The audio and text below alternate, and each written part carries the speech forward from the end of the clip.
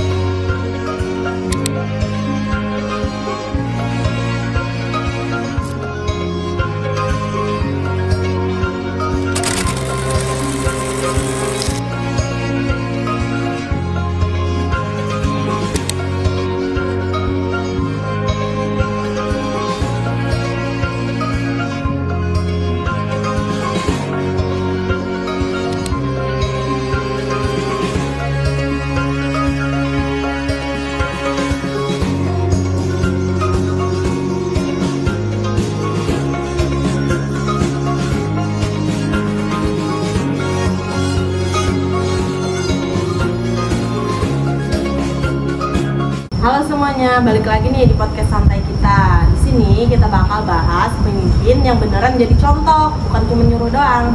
Di sini aku nggak sendirian nih, kita udah ada geng lengkap. Ada Basit, Pito, Suci, Rosila, Helen, Azra, Dila, Epi, dan Amel. Halo semuanya. Halo.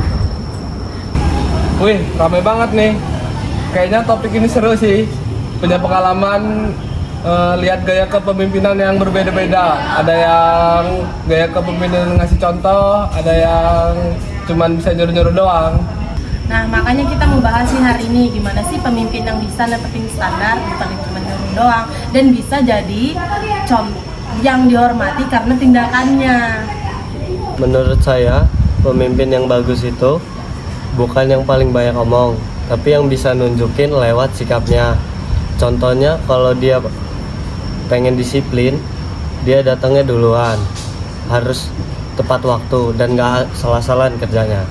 Ya bener banget toh, kadang yang bikin kita semangat tuh bukan dari kata-katanya, tapi ngeliat dia rajin duluan. Kayak misalnya pemimpin ikut turun tangan kalau ada kerjaan yang berat, itu bikin kita malu kalau kita santai aja. Gue juga pernah tuh punya pemimpin yang cuman bilang, ayo semangat, ayo datang jam segini. Padahal dia sendiri datangnya telat. Lama-lama anak-anak jadi malas nurut. Makanya kita mau bahas nih gimana sih pemimpin yang bisa jadi standar, terus bisa nyontohin keteladanan dan bisa dihormatin karena tindakannya. Nah, kalau ngomongin soal keteladanan, aku itu paling respect banget sama pemimpin yang bisa ngasih contoh lewat sikapnya. Apalagi pas situasi lagi ribet. Contohnya ada masalah, dia nggak langsung nyalain orang, tapi nyari solusi bareng-bareng, itu baru keren. Iya Ros, kadang tindakan kecil kayak gitu tuh justru ngaruh banget sih sama suasana tim. Jadi kita tuh ngerasa aman dan dihargai. Pemimpin yang sabar, mau dengerin masukan, dan gak ngerasa paling bener tuh jarang banget sih. Saya setuju banget. Jadi, teladan itu bukan soal kerjaan, tapi juga soal sikap sehari-hari.